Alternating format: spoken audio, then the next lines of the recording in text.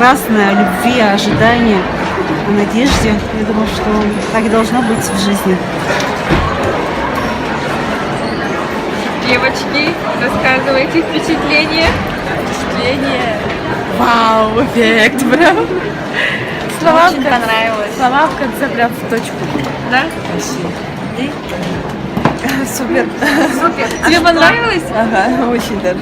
Для первого раза вообще, да? Да. Первый И раз? сплакнули. Я первый раз в театре. Нет, я уже несколько раз ходила.